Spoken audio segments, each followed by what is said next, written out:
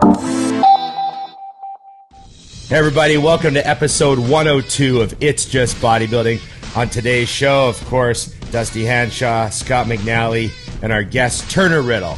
We've got a lot of questions coming up. Stay tuned.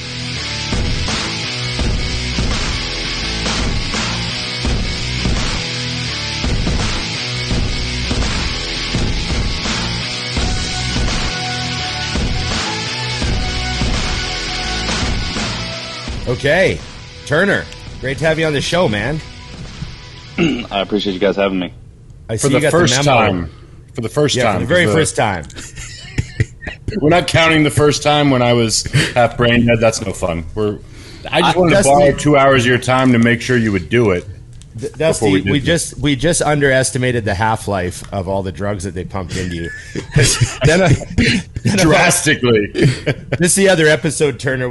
Dusty was telling us about how the doctors told him, man, we've never given anyone that many drugs to keep them under. We had to give you so many drugs to keep you under. It was unbelievable. And then, like, Dusty's wondering why he was, like, foggy for, like, 2 whole weeks after he woke up. I thought maybe I said something wrong. I mean, that's not very uncommon. So I was like, I got no follow up. I got no man, that was terrible. I was just like, God damn. Well, Turner, you got to understand. You know it's bad because Scott. I'm going to call him an honorary Canadian because he's too nice. But he was like, so the episode. And he's like softly telling me that I was fucking terrible and that we probably shouldn't allow it to go up. But he said it in like the nicest way. I thought he was going to ask me to dinner. And then he just dropped the bomb. Like, if we put that up, no one will ever listen to you again. I was like, oh. Okay, let's not do that. That's it. It's good. We're all here. Most of us aren't on many drugs at the moment, so we're good. I see you got the memo about the black and white T-shirt. I didn't get the memo. I know. Well, that's you know how it is, Scott. We allow you to do whatever you want. Right on. Kind of runs the show. I like that. Cult leader. Yes. So cult leader, tell us what this is. I mean, obviously I seen your Instagram. You're selling the shirts. I saw you had the first batch had like the letters were the wrong size or something, but they still went anyways. So this was the one that was kind of not exactly how I wanted it. Usually it's about this big and it's not as you wanted it more vibrant, subtle, I guess you would say. Exactly. I wanted people to see it and just be like, what does that mean? You know what I mean? Versus like that douchebag over there. So these for the people that bought them on the first batch until I was out, I just gave them out. If I feel like if they're going to spend their time and hard-earned money to buy it, then it's the least I could do. If they want to wear that, then they can have one from me. I just took the loss and then cut it up, make it a gym shirt, whatever you guys want to do with it. And so it went over really well. They actually sold. I was surprised. So it's cool. Tell us about Cult Leader. Just tell us what the motivation was behind getting the shirt. Well, obviously bodybuilding for me would be like the low-hanging fruit where I feel like I would be a cult leader because it's such a cult industry, cult sport. I want to be the person that when people see me, they look and they think, man, that dude, not that like he's got it going on, but he just has an aura about him no matter where he's at, in the grocery store, in the gym, at the office, at home, that he signifies something that I want to aspire to be. And, I'm a work in progress, as are you guys too. You know that. If you're self-criticizing. And so it's really just my way of putting those people on a pedestal in a good way. This is the cult term gets a bad rep, I guess, because people think Nazi, they think there's Kool-Aid, like Marilyn, Jim Jones, Marilyn Manson, whatever. Yeah, and so I wanted it to signify a good thing. I want people to want to be a part of a cult, and it's something that they can hone in on and something that they can run with. You know what I mean? Like, maybe they're not that leader at this time, but if they work really hard long enough, they will become that. And so it doesn't matter if you're a bicycle, you're a cyclist. I know you guys have, Dusty likes jacked up trucks. There's a huge cult of those guys here, and no matter how you look at it, that's what it is. It's a cult. It's a group of people that, like, when Dusty's driving down the road and he sees another big jacked up truck, he's going to give him that special wave. Regardless of if his truck's higher, bigger tires, whatever, he's like, fuck yeah, that dude gets it. You know what I'm saying? And same thing with you. You're on your bike and this dude's riding a wheelie. You're like, man, I know what it took to get there. You know what I'm saying? Yeah. And so understanding what it takes to get to a certain place, the people who see you and, what do you weigh right now? 255. I think I saw you on the scale the other day, or was that an old Instagram post? That's an old post. Not quite there. Oh, that's an old post. Okay. Well, anyways, people see you and they see this big dude, and the ones that know who you are, they appreciate what it took. Yeah, I understand that. Exactly. Definitely. So how are you doing now? Bodybuilding seems to be in full swing.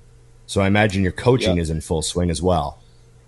Coaching is in full swing right now. It's kind of the hot time of year for competing. So I got people competing every weekend, usually multiple people in different places. So my schedule still is very crazy. It's always, it just never stops. You guys know that. If you got somebody on the East Coast, you're in Central, and then talking to guys on the West Coast, it's just nonstop. But I like that. So we had a kid about a year ago, August 4th, she turned 1. So, that was the biggest change in my life. Just being a dad. We bought a house, as you can see, behind me, that's all unfinished. So most of the house, 3/4 of the house is unfinished, and we're just doing it the way we want to do it as we go. Never built a house before, never remodeled a house before. So it's all kind of like, but that's what I like. I like to put myself in that position where it's like, what the fuck am I doing? And then slowly you dig yourself out of that. And then you're I was just going to say, when you mentioned renos, what's the number one thing that you didn't know anything about that you've now learned a shit ton about? Because I know how bodybuilders are. You probably sat down and Googled the shit out of certain things. Man, I don't even know where to start, dude. We had some mold. This is an older home, and so we didn't even know this when we bought the house. They do the inspection, but it was in the crawl space, and that's pretty normal for a house that's in the 80s. It's got mold. Pretty much every house has mold, especially being in Tennessee with the humidity the way it is. But as we started to demo the house, it came out that there was more than we thought, and it's because it's on a hill, so the water runs down, and it just kind of backs up against the house. And so that was just like, what the fuck? That's $25,000 that we had no clue we would spend, and it's not a bad thing. If that's the way when we bought this house, we were like, if we're gonna make it ours, we're gonna make it ours. So basically, we just bought a shell, and we're gonna do everything we want to it. But man, there's so much. It's like never did I think at 30 I would be buying $20,000-$30,000 in lawn care equipment, tractors, and shit like that. And so here I am, like if you see on my story, I still do my job and I go to the gym and I try to be as present with family as possible. But keeping all this up is a lot, and the house is not even done. And so you're running contractors in and out of here, and you're still trying to live in it. See, that's the thing. We built the basement out so we could live in it, so we didn't have to go rent a place or live with someone else. But it's a lot. I enjoyed watching you pull your lawnmower after it got stuck yesterday. I was dying laughing. I'm like, Turner is a true country boy right here. And then I said that out loud, and then the very next clip, you were playing that song as you were. He had to hook up his 4-wheeler to the track or to the lawnmower to pull it out because it had gotten stuck. Oh God! Yeah. So it's trees are falling. It's all kind of stuff, dude. So you're basically a farmer now. I'm not a farmer, but I'm one tier below that. Yes, but he does have, but Ron, he does have 14 acres. So nice. 16 acres. That's right. I got the pictures of it all. I'm like, I wanted 2, and then Turner sent me his property, and I'm like, yeah, I need at least 10. You do. So you don't want him. Go ahead. Sorry. Oh, I was just gonna say, is that just because you want to cushion away from people? Like you need like for sure acres around you. Absolutely. Did you blink? Yes. That's where he's going to build the cult compound. Exactly. That'll come into play one day. One day. This is all in phases. He starts with a shirt, gets the land. Won't be long. We'll all be giving him 10% of our income, wondering what the fuck happened. Yeah, I'll have a bunker for a certain. When the world goes to more shit than it is, I'll have a bunker for certain of you who I like, who I want to live through this, and we can train and we can hang out and shoot guns and shit. Nice. I love it. Oh shit, I love it. I'm jealous of the acres. I feel like so. I got something I wanted to ask about. If you guys don't mind me jumping in, Yeah, shoot. I feel like Tennessee is a bodybuilding haven. Like everything I'm seeing. I mean, I know you work with a guy that I've interviewed, Evan Rivor. He did North Americans last year. Phenomenal legs, by the way. That dude's got some incredible wheels, and he had nothing but good things to say about you. He was telling me about the gyms down there. I think he's by Murfreesboro. So I know that, he knows Brandon Curry, who's also down there. You guys have Arsenal is down there. Flex Lewis was down there for a while. Can you tell us a little bit about the bodybuilding scene in Tennessee? Because I feel like you think of Tennessee and you start thinking about Nashville. But I think of Tennessee nowadays and I start thinking about bodybuilding. And, I'm really proud that you say that, because I would like to think that I had something to do with a little bit of that. Maybe not a huge majority of it. But so in Middle Tennessee, which is where we are now, I'm pretty much Nashville. I'm just on the outskirts, so I'm 30 minutes from downtown. We happen to live downtown, and then it's just overrun with people now. And it's not a bad thing. It's great for Nashville, Tennessee. But to your question, yes, you have, and I want to plug all these gyms. You got Carbon Culture, which is an up-and-coming gym, and that's kind of it's a great gym. Brent Laffey owns that, and Brandon Curry's a part of that. There's two of those. Those two are within, I would say, 30 miles of each other. In Murfreesboro, there's one, and then you have Olympus, which is like the OG power bodybuilding gym. So you guys you could live here, and that's where you would go train. You would drive an hour every day to go train there, and I've done it many and many, many times. I literally just had a friend just moved there. He texted me this morning. He literally said, checked out Olympus Gym in downtown Murfreesboro, Tennessee, original home of Mr. Olympia Brandon Curry, and the old temporary home of Olympia 212 Flex Lewis. He said, great gym, super old school badassery. Like, I just got chills when you said that. Like, when I was in high school, that's where I trained, and so coming back, it like nothing had changed about it. It was still dungeony. Obviously those people that when I was in high school and I was like, oh my God, these are freaks, and like weights are always clanging. It's not the same, because obviously you guys know what goes on when you go in a gym nowadays. The clanging weights is like when you guys go versus when you're not there. You know what I mean? Right. Yeah. But Aaron Singerman just came in Nashville downtown, and he put Redcon 1 in, and man, that's a pretty badass gym. So he took over another gym, and then obviously he is just packing it full of just anything. Like, and the thing I appreciate about that is, like, it's not like I'm gonna go with the all matching line, same color. It's just like, oh, you want this Panada piece? We'll get this. Got a Cybex hack squat. Let's get a this, and so it's just like it's like a conglomerate of all the best shit, and so regardless of if that's your favorite chest press, if that's not, this one over here will become your new favorite, because it's like it's all here. You know what I mean? It's kind of like going to a car show. It's like, man, dude, there's a little bit of everything here, and I fucking love that. So same thing with Olympus, but Olympus is way more hardcore. It's dungeony. You go in there and they're playing fucking Godsmack and shit like that. So to finish off your question, I mean, Middle Tennessee is really, really good. You brought up Arsenal. That's in East Tennessee. There's some great gyms in East Tennessee as well. But yeah, man, like, I'm really proud that Tennessee bodybuilding is on the rise even more.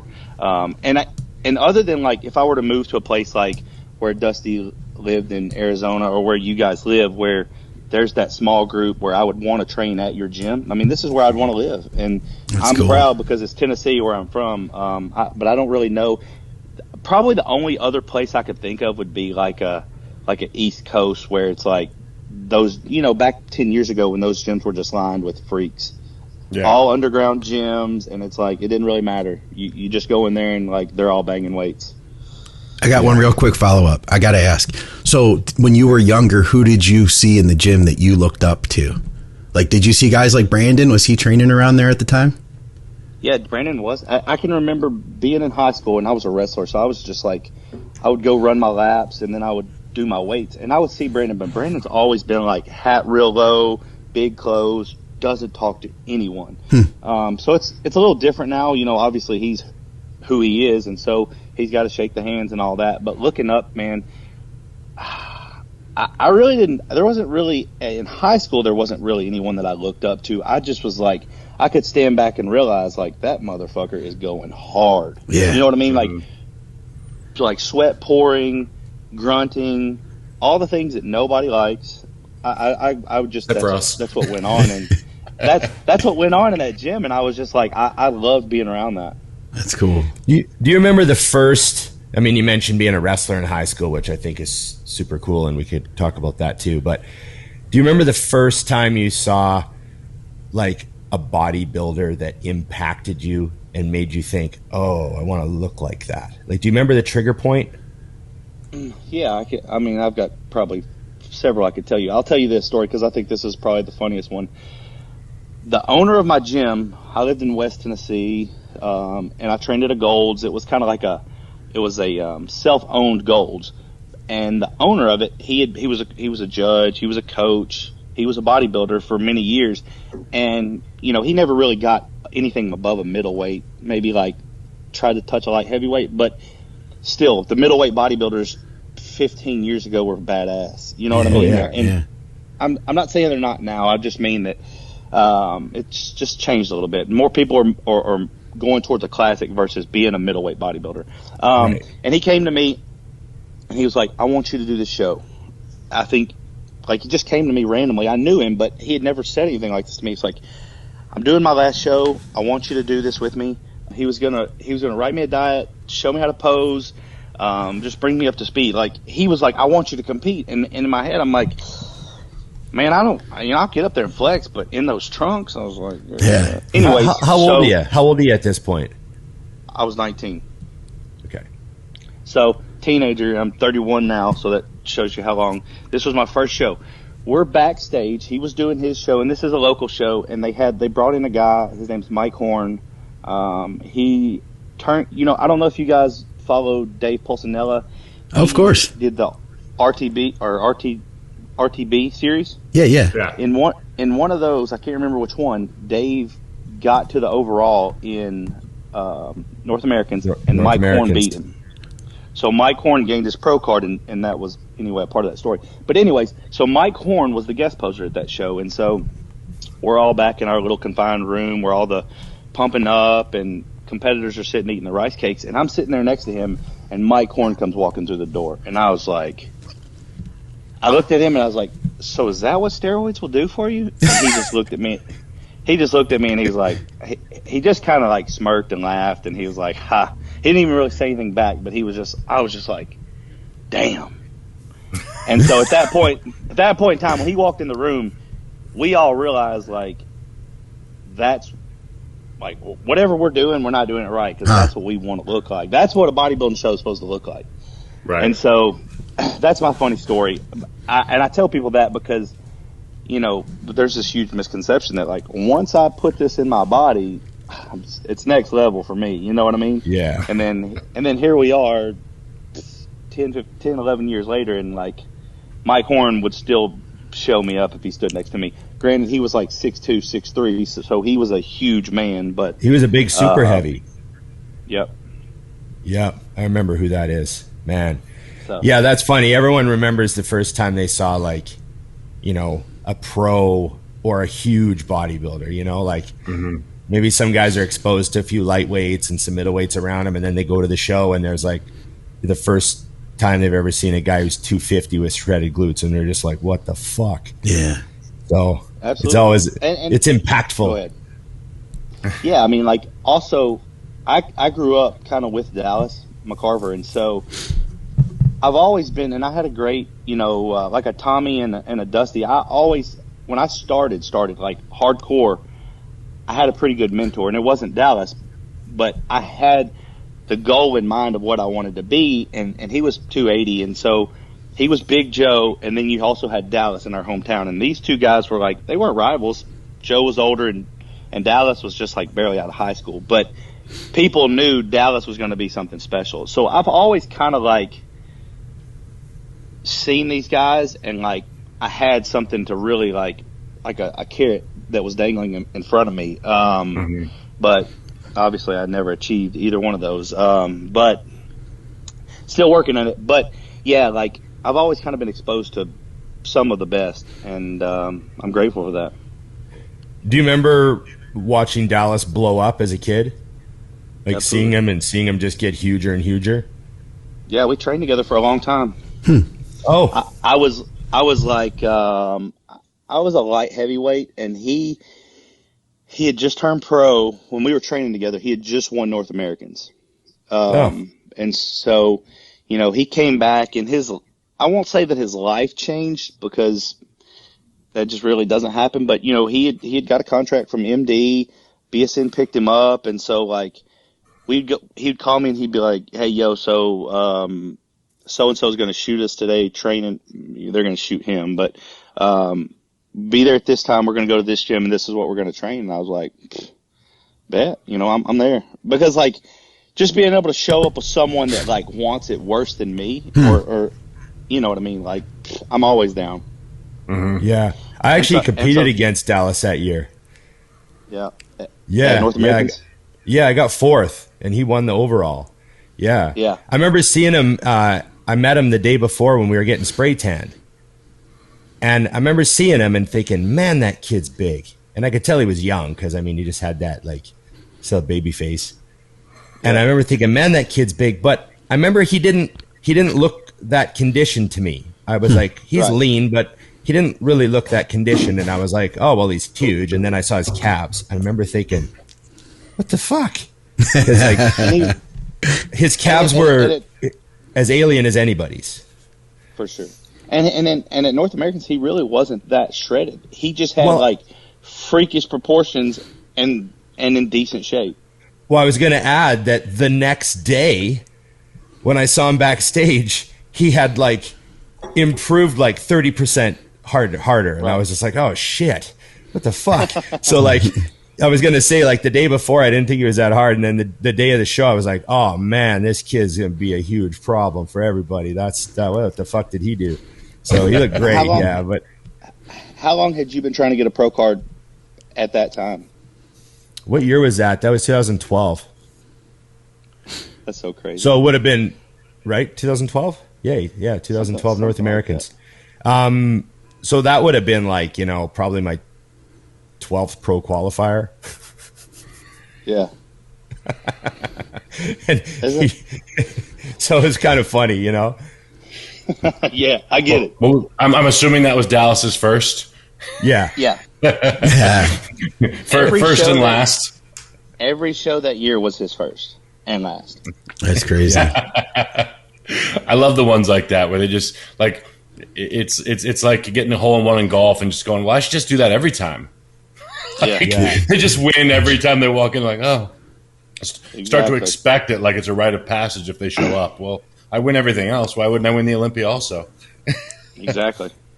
Yeah, what do you wacky. think? I want to ask you about the wrestling, just because you mentioned it, and I've always been fascinated. What do you think the wrestling taught you that you brought into, like, bodybuilding and work and business? And because I know that is a mentally and physically grueling sport. People do not understand what goes into wrestling. So what do you think that did you as a kid?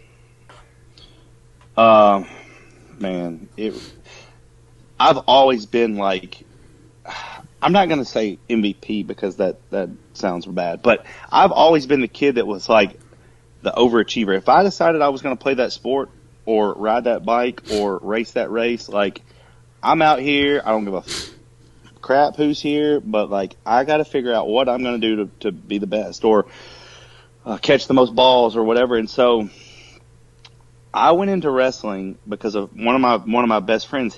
He was going to wrestling.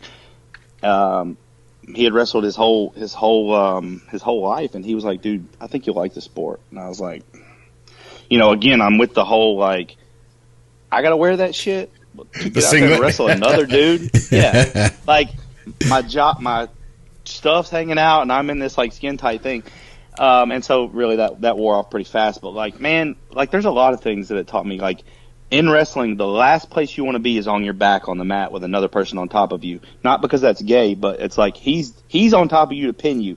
And I can relate that to so many things in life where, it's kind of like back up against the wall mentality. Like, you push someone up into a corner, back up against the wall, like, you're gonna come out fighting. And so that's one thing. Like, that's not a place you want to be. You know what I mean? There's certain places in bodybuilding you just don't want to be.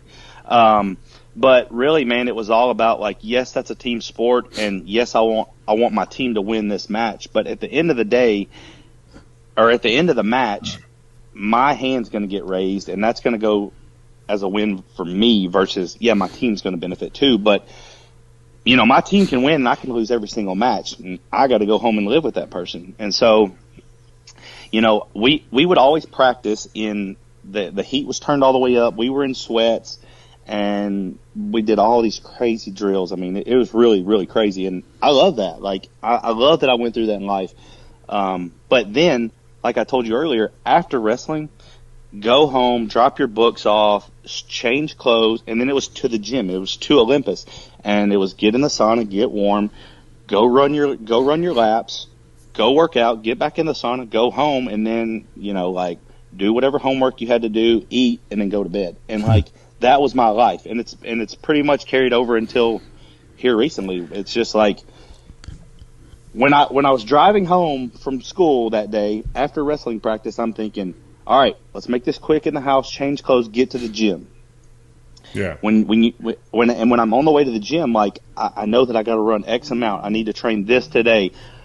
And then when I'm done with all that, it's home, get in bed, so you can do it all again the next day. And I haven't really lived any part of my life where it's not been, like, goal oriented, where I'm chasing something. And so when I don't have that, I kind of feel lost. It's you guys can relate, I'm sure. But that's just so, like, in business, I always put more on my plate. So just as I'm finishing this huge task or completing this bodybuilding show, for a lot of people, they complete this bodybuilding show and they're like, I get to finally relax. But it's like, oh, the fucking bodybuilding show's over, this, and then let's take this on in fucking July. And that's just how I live my life. And I very, very busy, very, very, I don't know what the words are, but that's just how I like it. I like a goal. I like something in my face where it's like, and that, that goes into the whole pedigree cult leader thing where it's like, I want to be, I may not ever turn pro in bodybuilding. I may not ever win a pro show in bodybuilding, but at the end of the day, when I walk away from bodybuilding, there will be a lot of people that know Turner was a part of that and he helped try to make that better. And I hope to do that in more things than just bodybuilding. That's, like, I'm not necessarily working on an exit strategy out of bodybuilding right now, but I'm starting to see that where, there's certain things I don't want to do in bodybuilding anymore, like, because they're just hindering me in things, as far as growing old.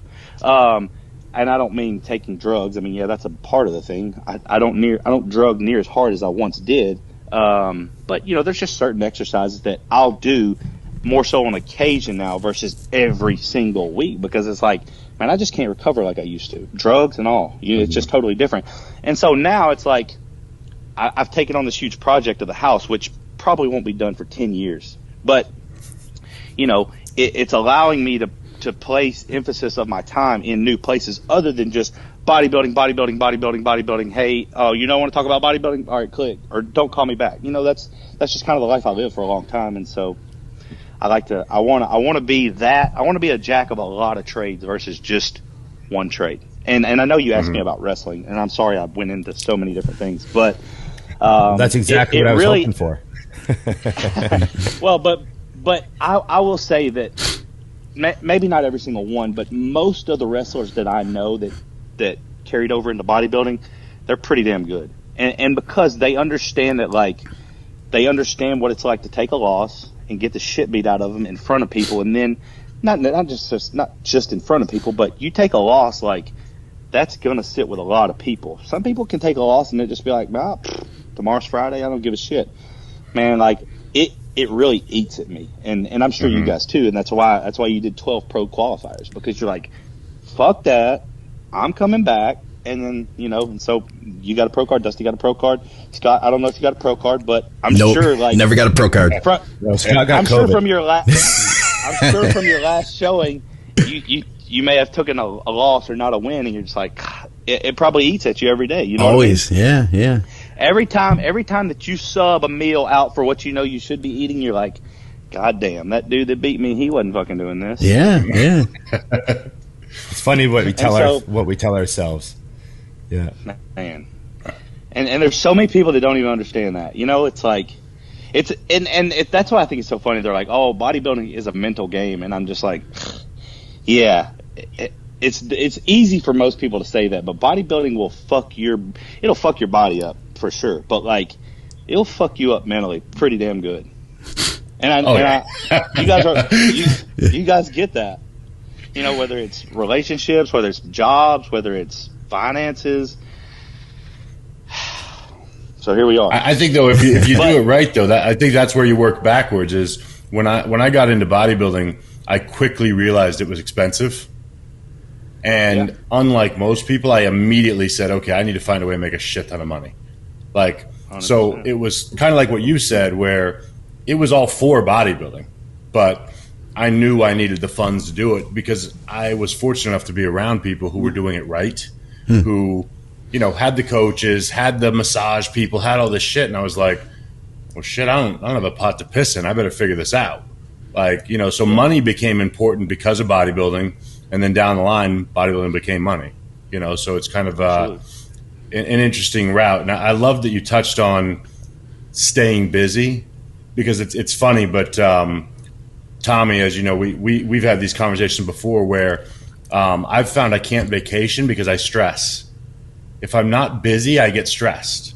So even when I go on vacation, like, I have to be allowed like 2 or 3 hours to work every day with whoever I'm with, or else I will decline during the vacation and literally start to exit the room while still sitting there. You know what I mean? It's a necessity. It's a weird thing. And there's such thing as good stress and then bad stress. And I think what you're talking about is bad stress. Like you said, that can negatively impact what you're doing versus good stress. Like, there's certain things that is good to stress about. Sure.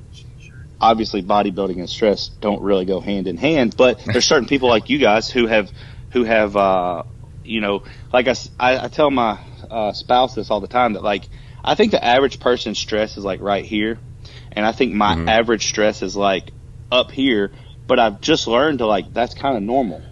And right. so and I'm not talking bad about anyone, but I think that, like, if most people had to just understand all the thoughts and all the things that had to go on in my mind and in her mind, that it would be like, I want no part in that. You know what I mean? Like, I'll take my 8 to 5 and go home at 5 o'clock and shut it down and take off on the weekends. But, like, right. I don't want to live like that. Yeah. Oh, no, I'm with you 100%. I don't want to live in that fashion at all. I'd lose my freaking marbles for sure. 7 days a week is a good work schedule for me. Absolutely. So I got some questions that I think this would be good for all of us, but I wanted to spin. So you can go big first one. On all these. A big one here is how to make a living as a full-time bodybuilder. And I think, truthfully, all of us here, that's what we're doing. I'm not talking about getting paid from lifting weights. I mean from this. So what would be some advice you'd give to make that possible, Turner? Especially, I was doing it before I was a pro. You're doing it now. What do you got to say with that? Well, technically lifting the weights is making you money, and I don't mean like the amount of weight that you're lifting. You know, my spouse and I talk about this all the time. She's like, you know, sometimes we'll get in a heated discussion where she's like, you can work from anywhere. You don't have to go to the gym at a certain time. You can be flexible with your schedule. And I'm like, you know, yes, I can. But if I wasn't the bodybuilder that everyone knows, I wouldn't be where I am. And so when I go to the gym and I put off that aura that we talk about here, and people see me and they see that, not only they don't all want to be a part of that, but they might want to ask that guy a question. And I tell every single one of my clients, when someone comes and asks you a question, you know, there's a time and a place, obviously, but you give them what they want to know. You just don't give it all to them. And then once you have them, like, you get their wheels turning and you can see that, they might not come back right then, but down the road, they're going to come back and because they're going to say, you know, he gave me a genuine answer. I tried that, and, you know, I didn't see exactly what he said, but, like, it makes sense. I'm going to ask that guy another question. And when they start coming back, you're valuable. You're worth money. You're worth your time that you're giving to these people is now worth money to you, right? Mm-hmm. And so that's when I say, like, you just market that, you know, like, hey, man, like, I have no problem helping you, and you got to be able, like, there's a lot of people that's an uncomfortable situation to say that, but, like, I help a lot of people that I can't just be taking a lot of time out of my workout to write your diet for you every day, and I can't just do that for free. So, like, we can do this. There's a couple different ways, you know, I'd be glad to help.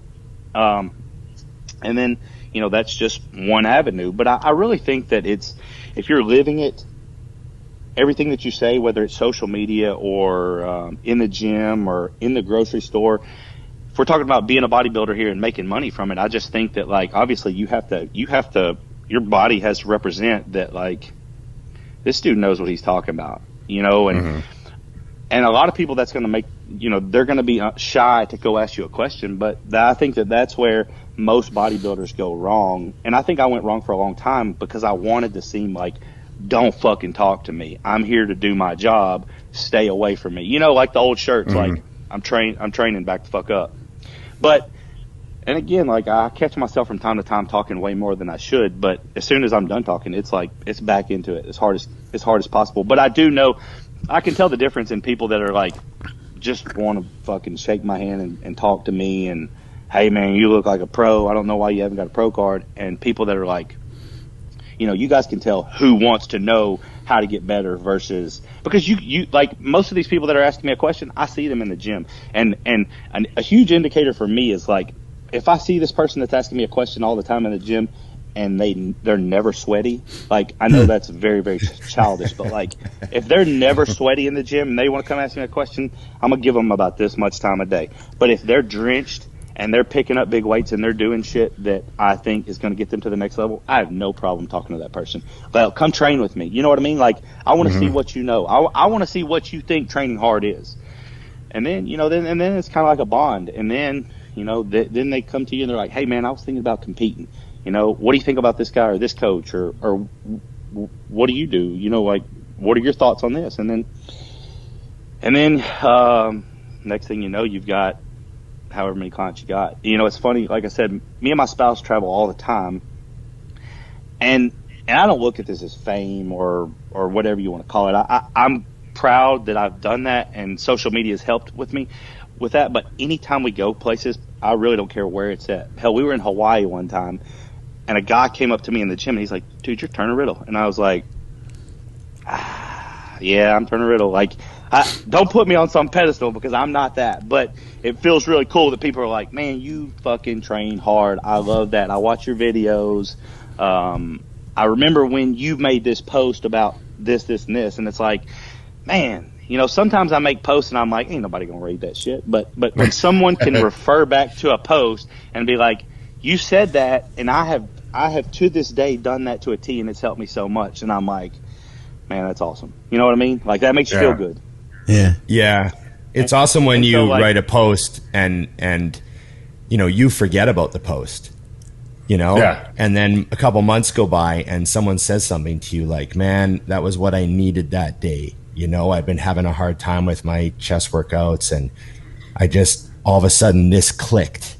And it's like, whoa, because just think of the amount of stuff we put out where we just kind of hope it has some value.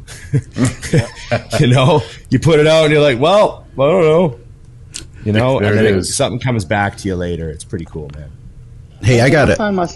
Go ahead, sorry. I was just going to ask, because there's something I felt like I wanted to make sure that for our audience, we were clear, because I'm wondering, maybe there's some people who are watching right now who might not even know who Turner is. So I wanted to ask Dusty, why is it that Turner would have somebody meet him in Hawaii and be like, dude, I know who you are. I really respect you for what you do. I felt like maybe we should make that a little bit more clear, because I know that Turner is what I think all of us would consider a really hardcore dude in the gym. And I don't want to gloss over that for anybody who might not know that. Right. Oh, yeah. No, I mean, I think that's exactly why, is because here's the deal. And I mean, I told Turner this, it's funny, but before we knew each other, we just technically met a couple months ago. I used to laugh because he's so blunt with posts and things. I'm always like, this guy is such a dick. Like every time I would read his posts, and then Tommy was like, oh, hey, Turner's coming. And I was like, oh, I'm coming to the gym. So we train. And then I went back and looked at his posts again, because obviously we had a great couple workouts, a week of workouts. I was like, oh, I know why I don't like him. He's me.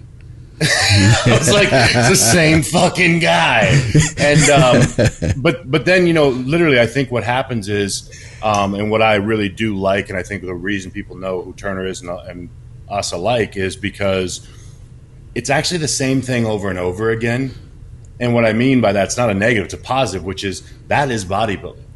When people see a video, and it's funny because I notice that with even my own stuff, I put up videos, I'm like, God, this is every week. And I'm like, oh wait, that's bodybuilding. It is every week. It is every day.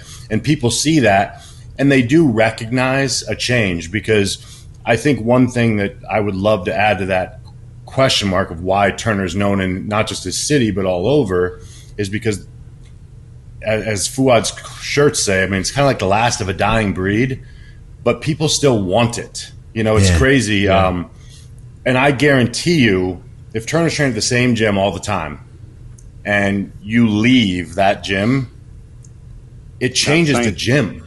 Yeah. It changes the gym. And I mean, it sounds crazy, but when I came back from being sick and I was in the gym, there's a couple kids in there that I know eventually are going to do something. I see them in there. They're doing shit wrong, but they're doing it hard. So I don't give a shit. I'm like, I remember that. But one of them came over to me. He goes, man, I'm so glad you're back. And I was like, oh, thanks. And I thought he was being like about me. And he goes, the energy in the gym is different when you're not here. Huh. And I go, oh, thanks. And I thought he meant like when I was there. He goes, no, all day long. It just changes the gym if that's not here. And I actually, it was funny because I heard that and I was like, wow, that's extreme. That's like a huge compliment. And I started thinking, I'm like, I've seen it. I've seen it from other guys. It's a very powerful ripple effect. Yeah. So when people, it doesn't shock me at all, because they see your stuff over and over. They become like, and the thing is, like you said, Turner, it boosts someone up for even if it's just a workout. And let's be honest, most people don't have to do it day in and day out, but sometimes they get that little boost. And I mean, that's where those, what would Dante Trudell shirts come from and shit like that, is people want that vibe. So it's not shocking at all. And it's definitely humbling is kind of my best description. Because like you said, you're in Hawaii, you're dicking off and you're like, that's pretty fucking awesome. Like, because I think really sometimes we forget we're not obsessed with ourselves. So you don't really think much of it. You're just kind of doing what you do. Well, you are, Ron, but that's different because you can ride a bicycle at 250 pounds. I'd be impressed too. I was going to say you were. I was going to give you credit for that. No, but that's why, because I think it is the hardcore thing. But I think what I like in hindsight, all joking aside, is even when you put up your older poster, I love is it's motivational, even though, because I've always liked that motivation, not from a negative place, just a smack in the face of honesty, of brutal truth. And that's what's missing in the world right now, in my opinion, in general, but definitely in the gym, is there's this fear of honesty and just laying it out to people in a way that wakes them up, Yeah. back in the day, and I'm sure I've told a few of these, but training with JJ Marsh in the early 2000s, he was a hardcore pro in the 90s, 80s even, and he was just a brutal human. Like, I wouldn't even say just not nice, but I loved working with him because he was – no, I mean, I'll give you guys an idea. I'm dead serious. So one day a guy comes up to us in the middle of our workout, and he's like, hey, when you guys are done, will you take a look at me and tell me what you think? So he's like, sure. So we go in the locker room, and the guy's hitting his shots, and he gets done, and he kind of looks at Jay, and he's like, so what do you think? And he goes, do you want to know? And he goes, yeah. He goes, I think you should quit the sport. Like just fucking right to his face. Just boom. And the guy left, and I literally looked at him. I go, that was fucking harsh. Why would you do that? And he goes, this guy's wasting his life. He's 29 years old. It's not going anywhere. He doesn't have a career. And he laid out the reasons. I was like, oh, well, the guy went to the USA, got throttled, came back, apologized, and thanked him. No kidding. Wow. Yeah. I mean, I was standing right there. He was like, I thought you were such an asshole. He's like, man, it's just a wake up. And he's like, yeah, sorry. It's just the way I see it. And I'm not saying you have to be an asshole like that, but I did like the fact, because back in the day when Jay would compliment you, which he complimented me one time, I knew it was real. I was like, holy shit. Yeah. He said something halfway nice. What would your clients say about you, Turner? How would your clients describe you, Dick, as a coach? Sorry, Turner. Man, that's tough because, I don't want to be a dick, but I know to push some of these people's buttons to get out of them what I want out of them, because I feel like a lot of time I want more out of them than they really want. Like, they might make a post saying, yeah, I want to go get this pro card, but like, they don't want all that's going to come with what it's going to take to get that pro card, right? Mm-hmm. I want them to have that pro card. I want them to go through all these experiences and feel these feelings, because it's so funny, because a client will text me and say, man, dude, I'm feeling this way on this day after doing this. And I'm just like I've done that 400 times in my head. I've done that personally 400 times. So it's like, yeah, I know how you're going to feel tomorrow. And then the next day. And then when you finally get whatever it is you're after, I felt that too. So like, they would probably just be like, man, it's a lot of tough love. I would like to think that I'm a good leader. I would like to think I was. I'm sure people can pick flaws in it, but I don't like to think that I'm a motivator, because I just feel like if you're coming to me, you're already motivated. Like, yes, I can throw some gas on the fire from time to time to like set you over the edge, but like, I don't like to be the guy that's like motivation this. Like, I love that stuff. I love motivation. I love reading what Michael Jordan said and how he inspired Kobe Bryant, but I don't like having to be like, hey man, 26 more days till the show. Come on, let's go. And so, I'm probably very short. I'm not Chris Aceto short, like TY for thank you, but like, it's not, I'm not writing books. I'm not, from time to time, if you get a FaceTime from me or you get a phone call like out of the blue, like, that's pretty like, dude, it shouldn't be surreal, but it should be like, I must be doing something right or I fucked up.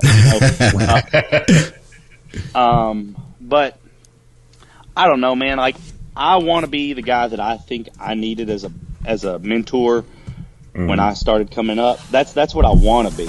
And really that's just like the guy that's like living it. Like, he's not doing the show that I'm doing or maybe chasing the exact same goals, but he's still living it every day. So just when I feel like I've got an excuse, like, he's still over there doing it. So I can't really give him that excuse type of person. Mm-hmm. Yeah. If that makes sense. For sure. Right. Yeah. They would definitely say he could be a jerk at times. That's a compliment. Yeah, I don't think that anybody that wants to be at the top of what they're doing or surround themselves with some of the best, I don't think they're ever really, really nice. Like, I'm not going to walk up to you and hug you unless I genuinely like you. You know what I mean? Like, we can shake hands and we can fist bump, but I don't know. I'm not lovey-dovey. Well, what on that mark, and I think this would be good for all of you guys to answer too, is what is some advice you'd give to today's younger bodybuilders? I mean, across all bodybuilding, that maybe is being missed, that you guys view. Just takes time. Like all the shitty shit that you got to do, eat the same shit. I mean, it's basic. That's what's so crazy to me. Like, to be really, really good is so basic.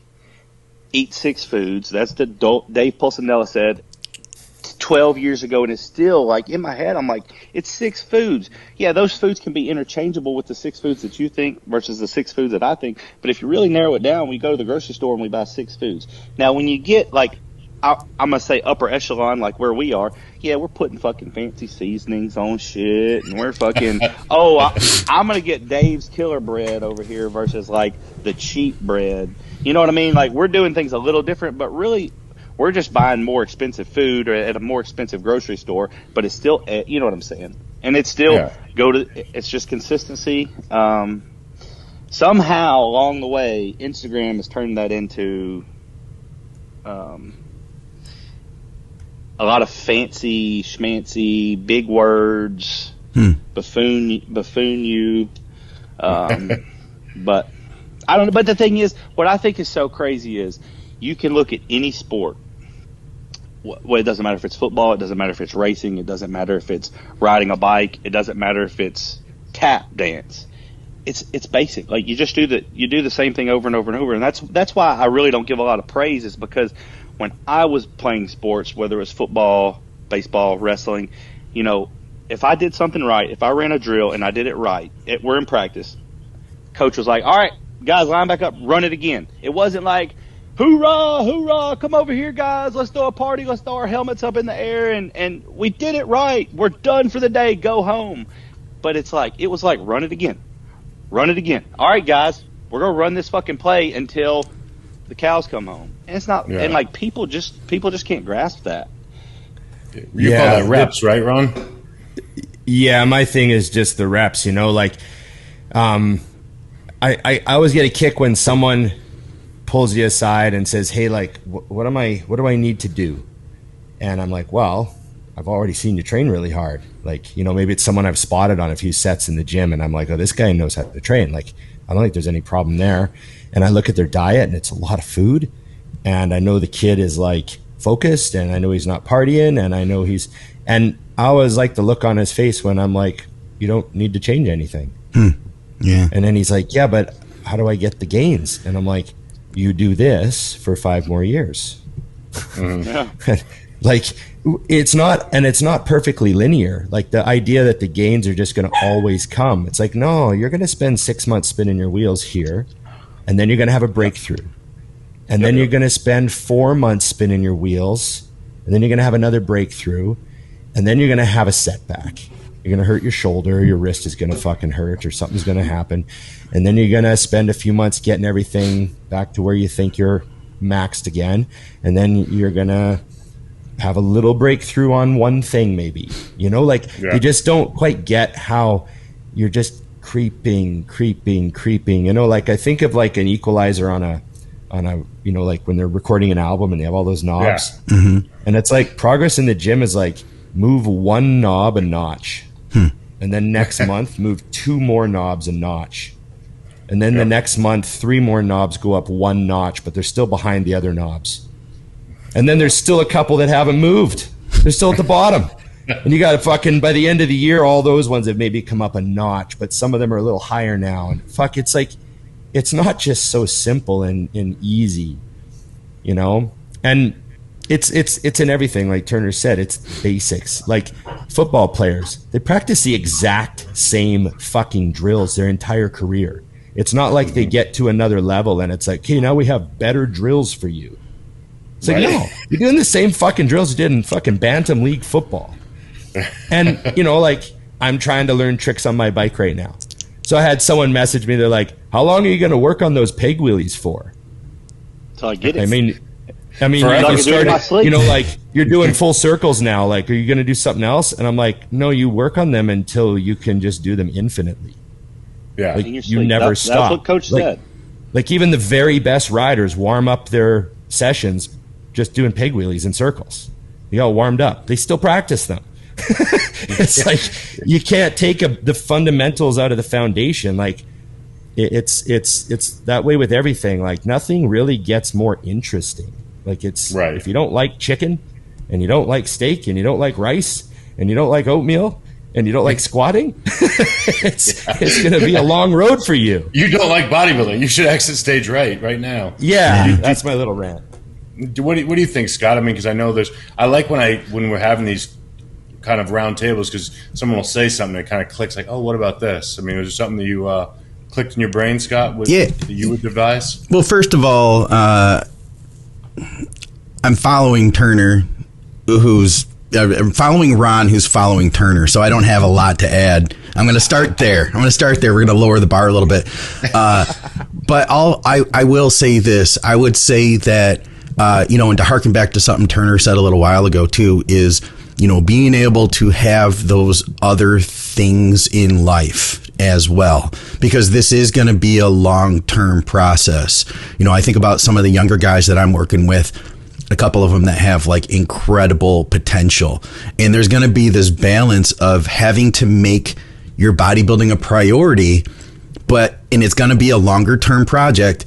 And you're going to have the wherewithal to hold on to that. And still like one guy who's competing this week at North Americans, and this kid is incredible. Like there's no question this kid can turn pro. If he doesn't turn pro this weekend, could potentially be next season. But he's newer and he's going to have to learn. He's never dieted for a show before. So, we're 5 weeks into the diet and he was like, hey, actually the first weekend he was like, hey, I just got back from a vacation for a week. So I'm starting the diet. Can I have a cheat meal on Wednesday? Cause I haven't had a meal with my girlfriend. She wasn't with me on the vacation. I'm like, dude, we just started the diet and you want a cheat meal, Then it's his birthday. Then he says, hey, I want to go to Florida for a week at 5 weeks out. Is that okay? I'm like, yeah, but he's got to learn, right? But at the same time, you do have to learn how to still do real life, how to not lose your relationships, how to, still be able to make money and all that stuff. So it's almost like you got to know when to go that 100% and when to be able to dial that back a little bit to be able to focus on those other things so that you can keep bodybuilding.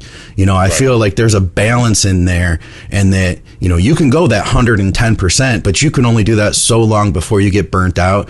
And I see some of the younger people, and it kind of happens, I think, to all of us at some point where we get kind of burnt out, and then we can start resenting bodybuilding because, if you haven't taken your girlfriend out for dinner for an entire year, then you start thinking like it's bodybuilding's fault. You know what I mean? And it's like, no, you gotta find that balance in there while still giving that 100%. So I'd say I keep saying the word balance. And I know, Dusty, you're not a fan of the word balance.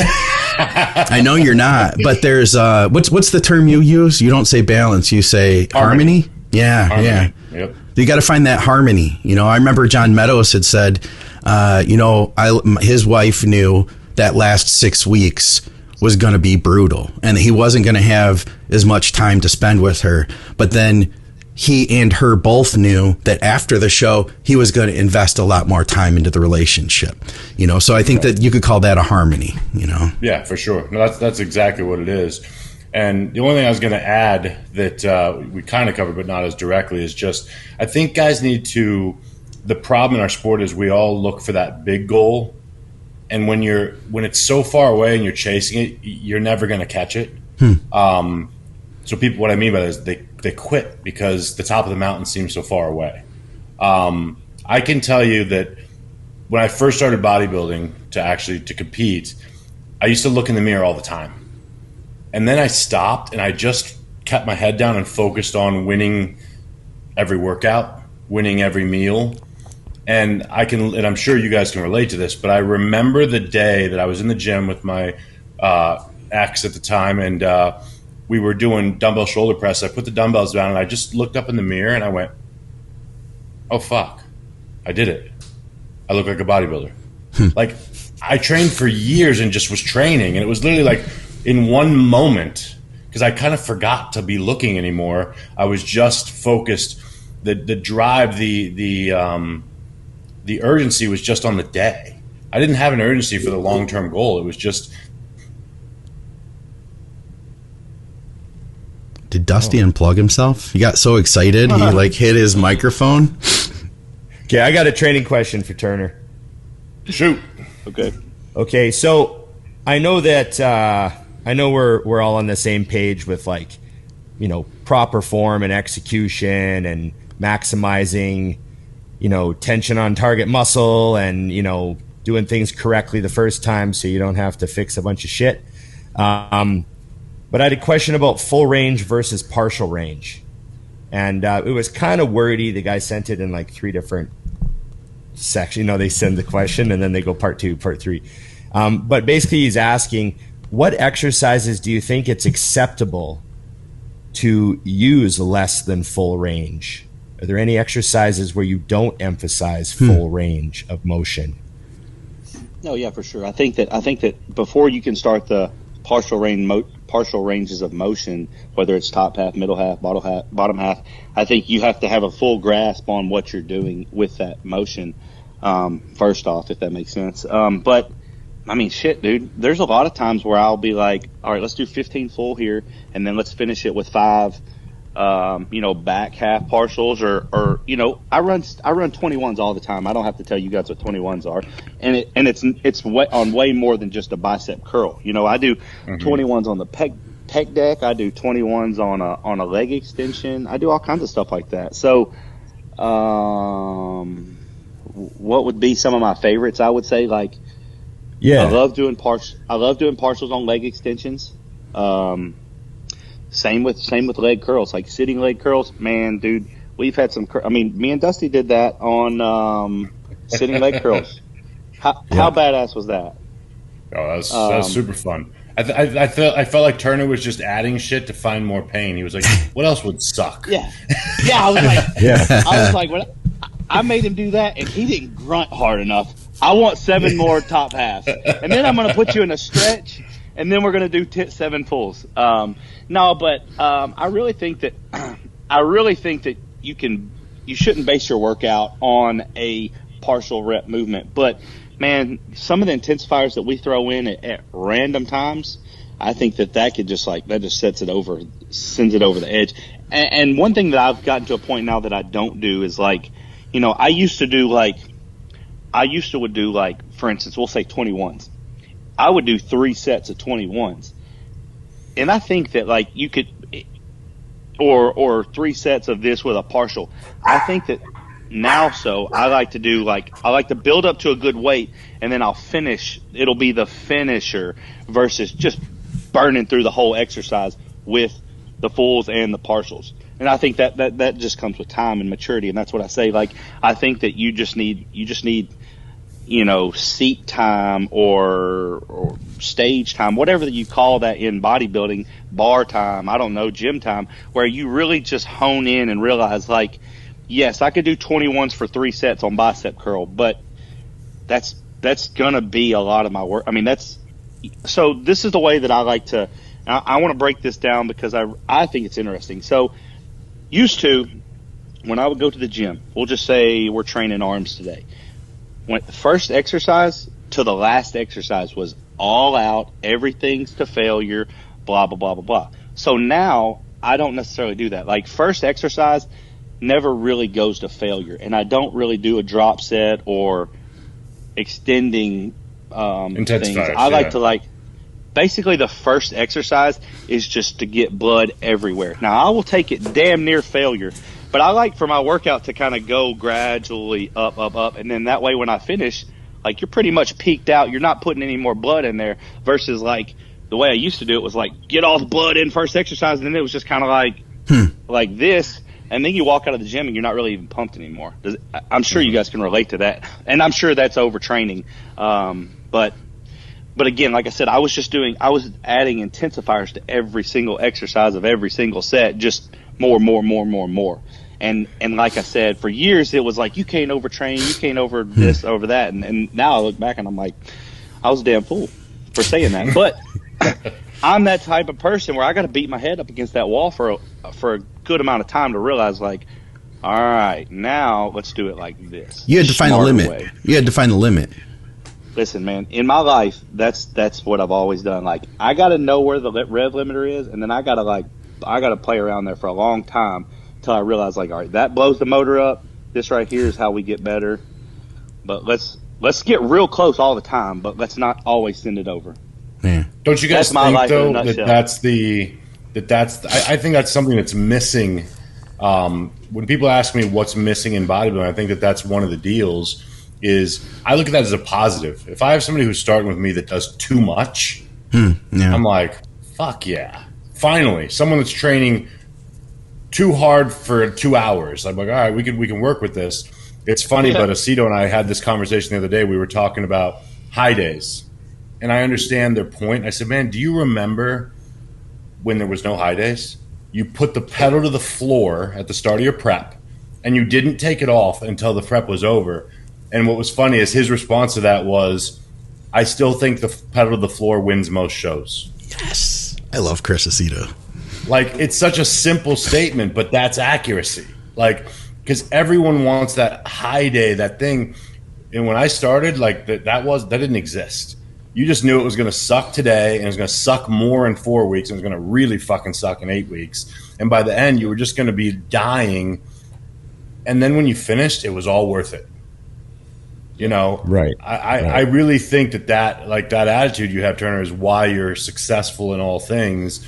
And you know, we all have losses, but you know what I'm saying by that is, I'll take a guy who's gunning for the ceiling all the time and try to tame him, or at least slow him down a hair, than somebody who I'm trying to get them to even push. You know, so I love that point, because I wish more people would just bury the foot to the ground and find out that's too much. Yeah. But I find myself like, and that's where I've had to really, really hone in on my coaching strategy to, like, so if we're starting someone 20 weeks out and you run them to the floor like you're talking about, and I'm with that, like 100%, that's what I want to do. But man, by 10 weeks out, dude, they're struggling. Like, they're struggling. And I'm not saying that you're not right. I'm just saying, like, so you don't have a crazy turnover rate as a coach where these people are just dropping out left and right of shows because they can't handle the diet with Turner starting 10 weeks out. We're going to start tilapia and asparagus. Right. You know what I'm saying? Not saying there was times I did that for sure, but now it's kind of like, you know, we're waiting until the last few weeks where it's like, all right, we're going straight low days. I mean, unless they really, really need that, but like you really have to, like, dangle a carrot in front of their head, or and not everybody. So I don't want to make that across the board, but man, like, it really sucks when I'm typing up a plan or I'm changing something on a plan, and I'm like, I know that if I send it like this, I'm gonna get kickback, and there's a chance that they'll pull out this time because they pulled out the last time. You know what I mean? And I don't like that. I mean, but I think that makes me a better coach. But I'm having to compromise my my morals, I guess you would say. Well, that's just coaching. I mean, it's knowing how to. It's funny, but I had this disagreement with somebody that works on my clients, and I had to tell them, I'm like, look, your job is to speak to each person the way that they hear it well. You know, if I were to treat every person the way that resonates with me, people would cry, other people would fight me. You know, there'd be across the board. I like abuse. It's just the best way to get something out of me is that's good to go. But a lot of people will crumble immediately. So coaching is that balance. You know, it's learning, like you said. I think we've covered this before. Like, for me, things are okay if I don't say anything. And I had to learn to actually tell people they're doing well, because I thought no changes meant we're doing good. Like, cause that's how I think. Like, I'm not going to tell you you're doing good. Of course you're doing good. That's why I didn't change anything. I've learned to, like, add that, like, everything looks good. Now I'll tell you what I need to say. So I think that's coaching though. That's different. It's just more the mentality. I mean, when somebody comes in and you can tone them down, it's like, well, this is going to be fun because this kid's crazy. I love recognizing, like, I mean, Tommy's a prime example. When I got sick and was gone for a month, I came out and he looked really hard, and I was like, did somebody help you? He goes, no, I just went straight low days. I'm like, well, fuck, that's what I would have done. All right, cool. Coach is in the hospital, low days. Yeah. I mean, he just, the point is, and truthfully is, he just made it harder, so at least he knew they didn't go too soft. And I love that. Like, is that exactly what probably would have happened? No.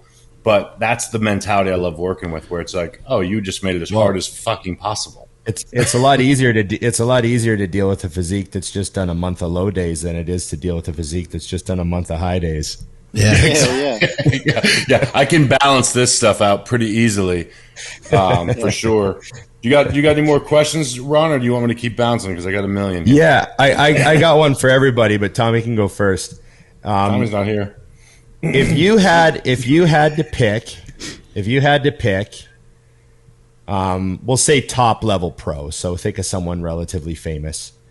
If you had to pick a pro, and you had to walk around in that body, you had to actually live in that body. So we might all say who's our favorite freak, and we might say Marcus Rule, but we might not actually want to be Marcus Rule and walk around in Marcus Rule's body. So if you had to pick a top pro where that was a physique that you walked around in that physique, who would you pick?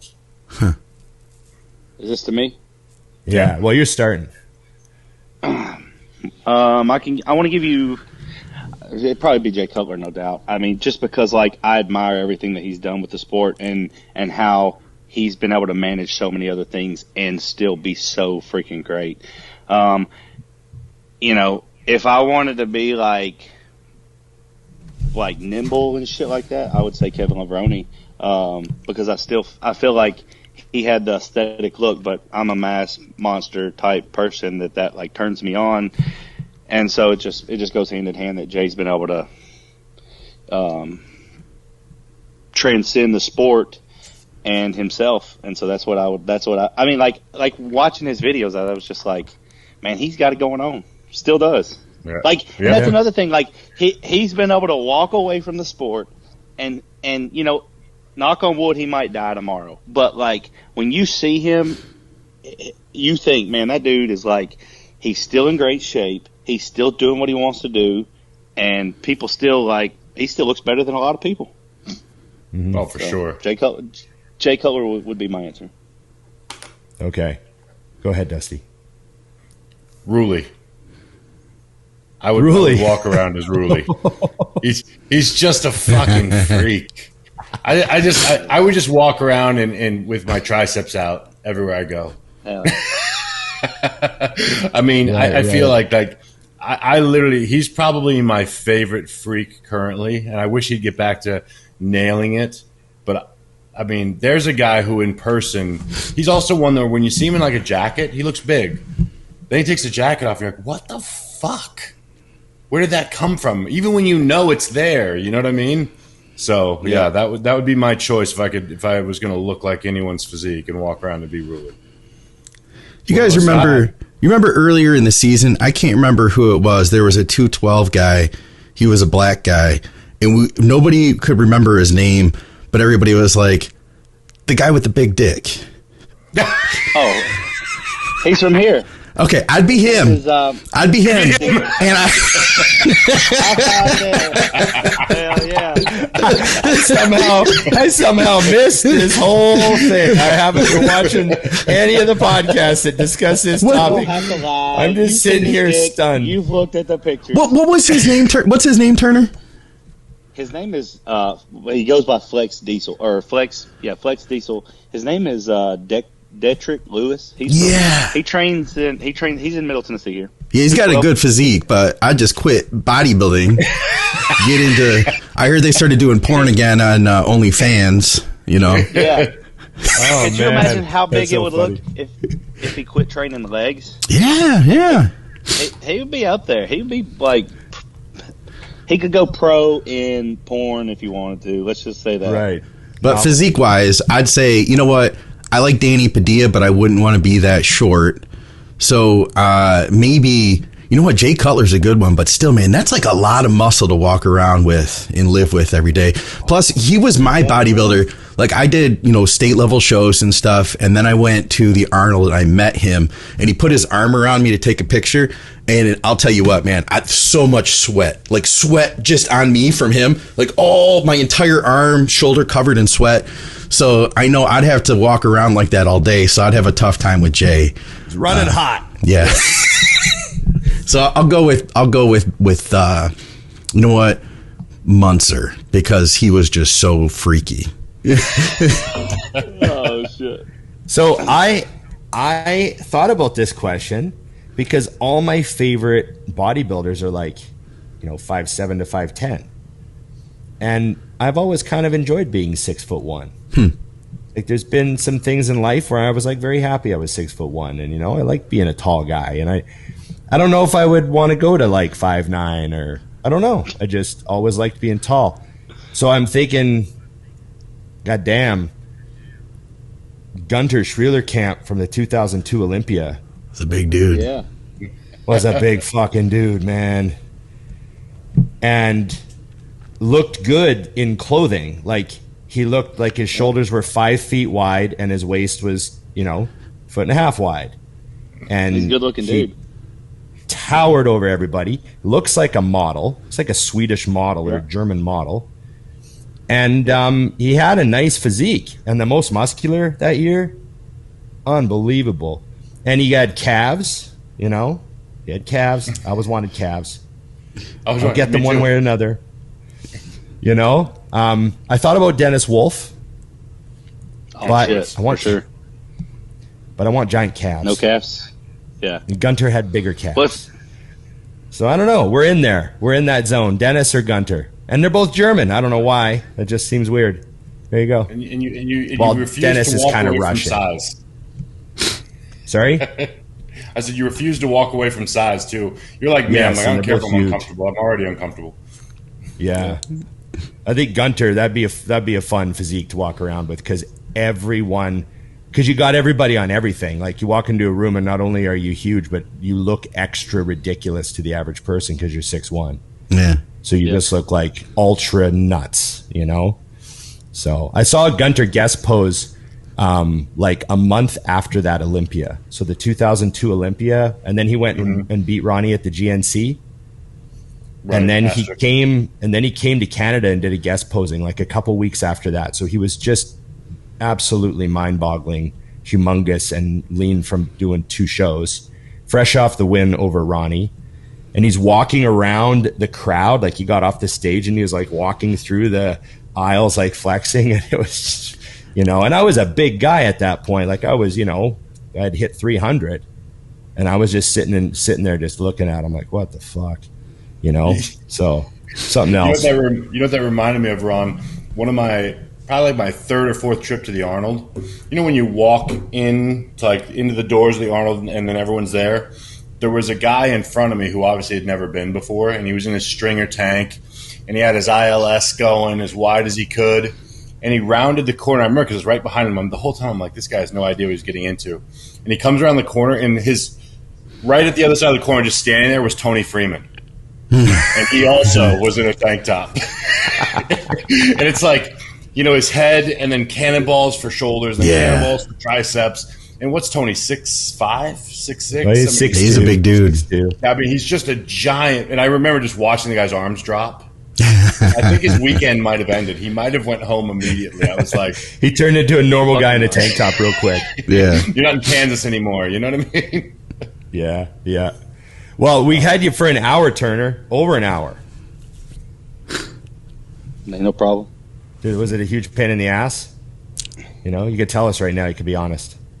Trying to get my schedule to fit you guys' schedule. No, it was great, man. I'm glad to be on here. I'm glad to talk to some guys that really get it like I get it like I get it. So yeah. No, we appreciate it. There's some coaches out there that we're really happy to have on, because we feel like they're pushing, keeping the old school alive. With the spirit of what it was all about for us when we started. It wasn't about filming ourselves or or getting the accolades of anyone. It was because we just, for some reason, wanted to be fucking freaks and get huge and get strong and get nutty looking. And it's still funny to think back to why we actually gravitated towards bodybuilding, you know, and the love of the training. It's the root of every guest we've had on this show. Yeah, absolutely. You know, so much appreciated, man. What does the future hold for you? Where are you going to be at the Olympia? You going to go to the Arnold? What's going on? No, I probably won't be at any of those this year. I'm going to take this year off from competing and just focus on putting on more size. And just, we got some businesses we're trying to get off the ground. And I mean, really, like I said, bodybuilding is still a very huge priority for me. But now it's so much about like balancing all my time for everything. I want to give everything 100%, but when you start giving this 70% and this 70%, and then everything just kind of starts to like fizzle and not really continue to progress. So my plate's full, and I still love bodybuilding more than ever, and I'm still gonna get my pro card at nationals when I do get it. I'll be there 2022. So like I said, this year we're just gonna keep putting on size and traveling and doing the best we can all around. Nice. Okay. So remember, if you see Turner, go up to him and bug him. Tell him he's famous. Bug him. In the middle of my workout. And go put a dry shirt on and then go ask him a question. Yeah. Oh, dude. Yeah. You're going to be like, don't do that. Don't do that. If you come in soaking wet, I'll answer any question you got. Okay. Thanks, buddy. Thanks for coming on, Turner. Thanks, guys. I appreciate it all.